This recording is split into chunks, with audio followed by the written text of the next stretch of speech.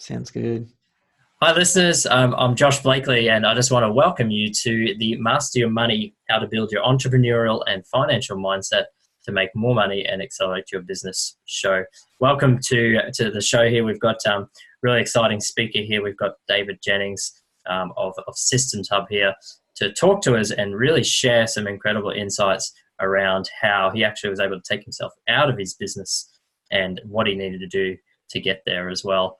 Now, the reason I put this together is because as entrepreneurs, we can get so caught up on what we need to do is running the business and growing that, scaling that as well. Sometimes we tend to forget about the money side, the financial side as well. So I didn't want to see entrepreneurs do that any longer, and I've seen people do that, and family, friends, and parents and things like that.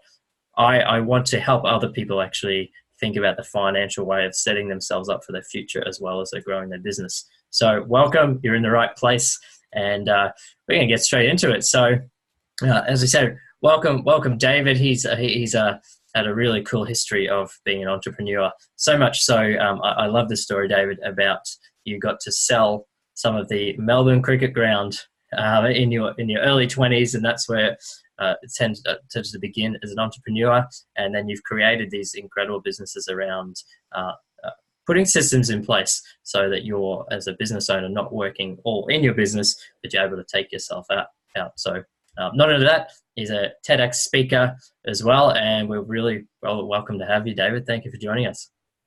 Perfect. Yeah, thank you for the introduction and looking forward to it. Yeah, excellent. Well, I've given you a quick summary to the listeners here, but I'd love for you to tell us a bit about who you are and where you're heading now. Yeah, so what I do is I help business owners remove themselves from the day-to-day operations of running their business. So once they get a little bit of traction, they start to get good product to market fit, they're building a team around them, they've got some runs on the board. It's pretty common that the business owner then just gets, they become the bottleneck. They are the center cog in the business. Everything revolves around them, and they have trouble just stepping out from the business, even for more than a day. Nothing just seems to get done. So what we try and do is we've developed a process, some tools and trainings to help them bottle best practice, to duplicate themselves and their best team members through systems and processes, and breaking down some of the myths that people have around business systemization and building processes. And that's where we focus today. We've got kind of an education piece, which we call systemology, and we've got System Hub, which is the software. And then I actually lean on quite a lot of a digital agency that I still own. So that was that business. I built that business up over the course of I worked in the business for about 10 of those years. And in the last 3 years, I then spent quite a bit of time focusing on systemizing it and removing myself from that business, hired a CEO, and then now she runs that business, and I do probably about a half a day or a little bit less depending on what projects I've got on the go. And it's kind of becomes almost like a testing ground where I get to test systems and processes, see what works, see what doesn't, and then bring it back into our methodology of the way that we teach other business owners to build, these businesses that work without them. Fantastic. I love that. I love that you're talking about duplicating yourself so that you're no longer the bottleneck there. In terms of Systems Hub and systemology, what was the kind of turning point between deciding once you started to take yourself out of your Melbourne SEO business into that? When did you start deciding that you wanted to create then a business to show others, and why do you do that for other business owners? The big turning point was when I found out we were pregnant, and I didn't want to be that dad who was always too busy.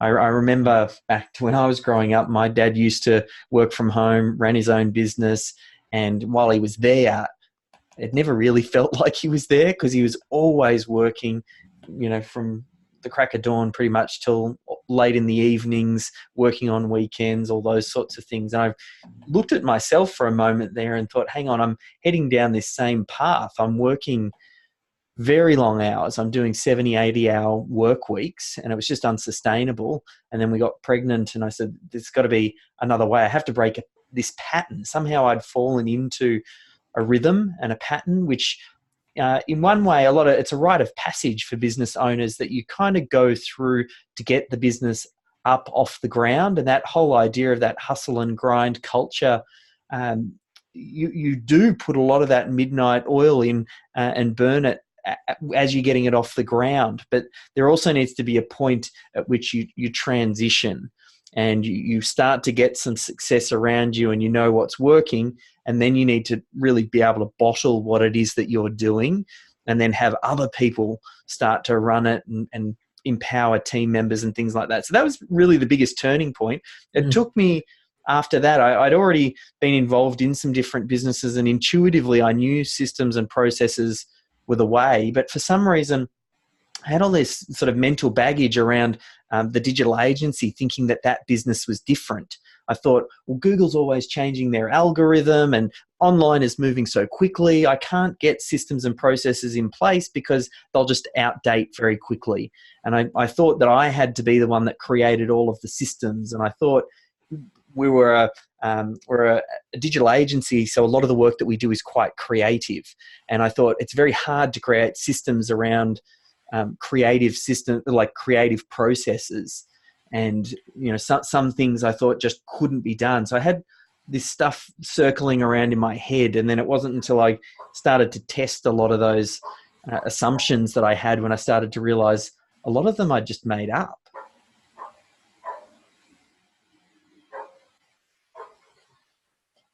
And from what you're saying there about the creativity side, you created those systems yourself. And was there like a point there when you decided, okay, how can I help other people create the systems?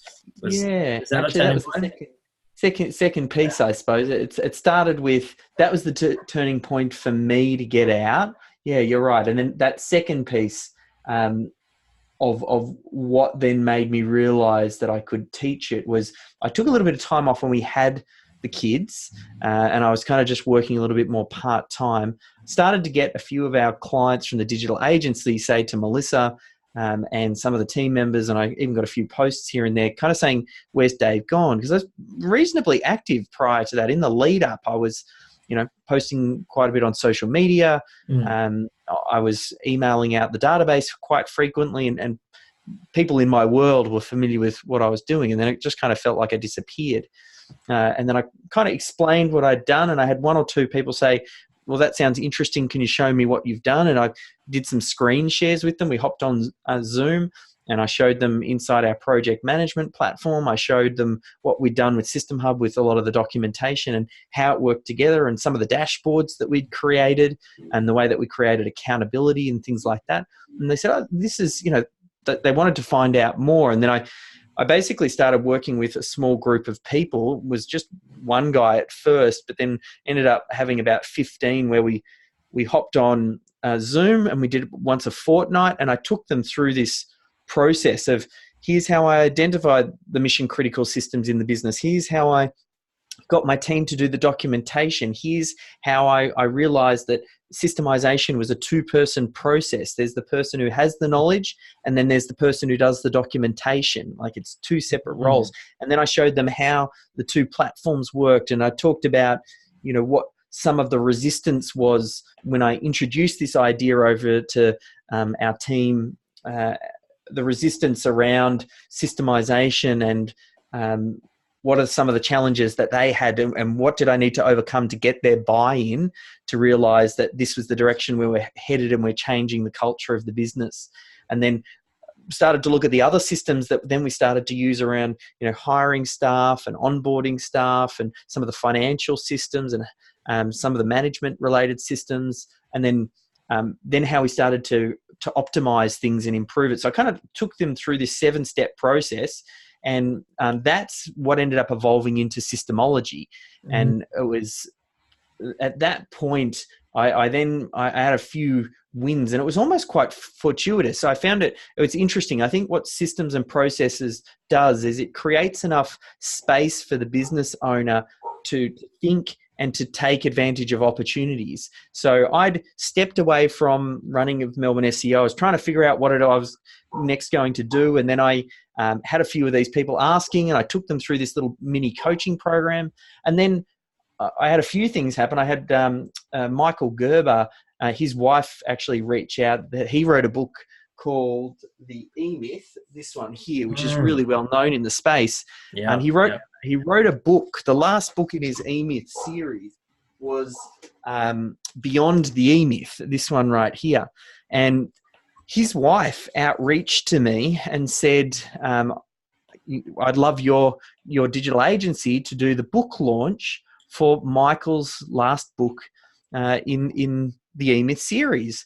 And this was just like, I couldn't have written it better if I'd tried. Like they didn't know the work that I was doing with System Hub and systemology and all that side of things. They'd outreached to me for some other purpose. And then we started working together, and then, I pretty much went all in on working on that project over the course of a 3-month period and launched the book, flew over to the States, got to spend some time with Michael. Wow. And then from there, it's kind of like snowballed. I've done some work with EO, and now we're at a point where I've really solidified this methodology we call systemology, and I'm in the process of writing a book that will come out that will talk about that and teach this framework for how does a business owner go from having some traction and heavily working in the business to completely stepping out of the operations. And it's not so much that I'm trying to teach a business owner, hey, here's how you go lie on a beach and large amounts of money get deposited into your bank account with little or no work. Because I know a lot of business owners, it's part of their identity, that work. I enjoy the work. I'm not looking for that. What I'm looking for, though, is to make sure that I'm working on the strategic things where I add the biggest benefit to the business. And oftentimes operations is not that. And business owners get stuck in the operations, whereas if they can systemize and step out of that, then they become much more strategic and they grow much bigger, much quicker, and they break through that level where a lot of people just keep hitting this ceiling. Excellent.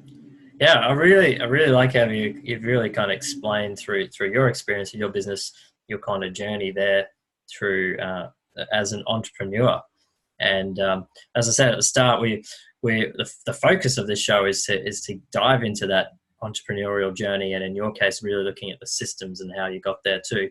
I'd like to change tact a little bit and then jump into the financial side of things. So I always like asking my guests this first question around money. What was your first experience or memory in dealing with money? The first one was that there was never enough. I just remember that from early in the childhood with the family. That seemed to be a constant source of tension between the parents. And it was like Dad appeared to work very hard, but there just never seemed like there was enough. But then sort of beyond it, that's probably my very first one. I think that really got me set on this path that I thought, I don't want to be in that situation when I grow up. I don't want to, be in a relationship where, money is a cause of arguments and things like that. So I got to work straight away at making sure that wasn't the case. I think the next memory that sticks out for me, I remember being at school, in high school, and we were sitting in the back of maths class, and I had a friend, Mark, who was telling me, because this was right in the dot-com bubble era, so back in 99, and he was telling me how much money he'd made at lunchtime as we were just sitting in the back of maths class from purchasing a stock. I can't even remember what it was. It was like sausage software or something like that. Okay. And he put some money in it, made lots, like a good couple of grand. And then that kind of caught my attention, and then really sort of got me very interested in the stock market. So that was kind of like that next memory that really sticks out. Yeah, I like that. And you're not the first guest I've interviewed that's had this experience from childhood where they've decided, I don't want things to be like that for myself and my family. So I love that you've dived into that too. And then you've also jumped into actually, when you have the money, what can you do to to grow that as well, outside of maybe just the business as well. Is that something that has continued on with your journey of entrepreneurial, like growing your entrepreneurial mindset as well? I've definitely been very particular with the managing of money. It's a case of you need money for the business to function. When you run out of money, you can't continue to play the game of business. So the aim of the game is to make sure you really protect that. So getting good at reading financial statements, understanding what money is coming in, what money is going out, having weekly snapshots of that, breaking it down, doing a bit more forecasting and trying to allocate into different accounts so we're well prepared. We're not, BAS rolls around and we've been consistently taking that money out and putting it into a separate account and things like that. I know particularly when you're getting started out, you don't think about that so much until the deadline hits, but it with the right systems in place, it reduces a lot of stress on the business owner if those things are taken care of, and it actually frees them up then to focus on their best work. And through that journey, was that yourself kind of systemizing it as you went, or did you learn from someone else's model, or was it a team effort? How did that all come about? Yeah, so I got really interested in the stock market, and then rather than going to university, I ended up taking out a loan and doing one of those weekend warrior, learn how to trade the stock market and be the next Warren Buffett type courses. So I did one of those, and then that kind of set me off on a journey. And then I realized to trade the stock market, you needed money, and I didn't have any money. I was living with my mum at that point in a 2-bedroom flat, working in a supermarket, and I had a $5,000 debt. So I then started realizing, well, we need to develop and build up that money. And then I went and did a diploma of financial markets. And that's where I learned a lot about just reading P&Ls and understanding cash flow statements and those sorts of things, and just how to read the numbers. I think that was where a lot of that came from, and also a bit around sort of the stock market and just understanding the way the economy works, those sorts of things. That's where it started. And then, once we kind of got going, probably the biggest wins came from having a bookkeeper, like the lady who's been with me now. She's probably been with me, she's coming up to long service leave now, so she's been close to 10 years, and we've developed different spreadsheets and drawing on that knowledge that I had, but then trying to think about what data did I need to see to feel comfortable. And then that even got refined even more over the past few years, because as Melissa starts to run that business, then I needed to think, well, what metrics do I need to see as an owner that really give me visibility on what's going into on in the business, and give me early warning signs if things needed attention or needed to be addressed. Yeah, excellent. So I'm assuming you've incorporated that into Systemology and Systems Hub as well, that focus on the business cash flow and finance in that regard. Yeah, particularly in Systemology, the last component is around optimization, and a lot of that has to do with, you can't really optimize something until you get a baseline down and you're recording some metrics and getting a dashboard into place. So the dashboard that we develop as part of Systemology, it's not strictly like a financial dashboard, because it includes some marketing metrics and repeat business and those sorts of things. But yeah, definitely those ideas of what are the key drivers in business, and starting to measure those, and then understanding what numbers or what components make up those numbers. And then we look at things with, I suppose, a systems mindset or a systems perspective. If there's something not quite right, we try and drill into that number, find out what its components are, see what's contributing to those numbers, and decide whether or not there's a better way, a system, a process, a tweak of something that we're already doing, or do we need to reinstall or install a new system to then help solve and improve that particular number. So it's, just very much part of that thinking in the way that I look at business. Yeah. Oh, that's great. Changing tact again, I'd like to dive into how you've learnt along the way in terms of mentors, and probably who's been the most significant mentor for you along the way in your journey, both entrepreneurial and financial. Yeah, I think probably one of the biggest and earliest ones I remember was a guy called Brad Sugars. He runs a company called Action Coach. I went to one of his week-long courses up in the Gold Coast. It was one of those billionaire in training boot camps, and you kind of got up at the crack of dawn and didn't go to sleep until very late at night, and they crammed a lot of info in, and it was a bit like a pressure cooker, and that had quite a large impact because he approached business holistically. So rather than being just a department specialist, not sales, marketing, HR, finance, like he thinks about business as a whole. So that had a big impact. But then there's lots along the way. There's Jim Rohns and Tony Robbins and Richard Branson and Michael Gerber obviously had a very big impact. So there's lots of different influences along the way. Some closer contact than others. Sometimes the mentor might just be reading a book or listening to an audio seminar or something like that. Yeah. Like doesn't necessarily have to be someone you're speaking to face to face along the way there. Yeah. You're just constantly learning, even still learning now. I think it never stops. Just queuing up things on my YouTube, watch later button, whether it's videos or if it's picking up books or whatever the case may be, just always learning. Yeah. Awesome. Yeah. Lifelong learning is such a key skill there as well. Now, going back to our mindset side of things, I'd love for you just to give our listeners one thing that's made the biggest difference, both with the financial mindset, and then one thing that's made the biggest difference with the entrepreneurial mindset along the way. And the reason I ask this question is for people who may be a bit unsure on what to focus on first.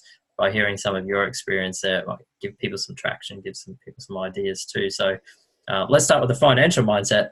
What's the one thing that's made the biggest difference there? I'm trying to think of with regards to like mindset. I think just understanding that it is a critical part of business and learning to read the numbers, like the P&L and cash flow statement and balance sheet, they all tell a story, and you need to be able to read the numbers to understand that story and where it's headed, so you can start to change the direction of the story. So I think that's probably the key thing. It's just if you want to be in business, there's really no way around it. It's one of those core components, because you at least need to have enough of knowledge to be able to have the discussion with your bookkeeper, your accountant, your financial advisor.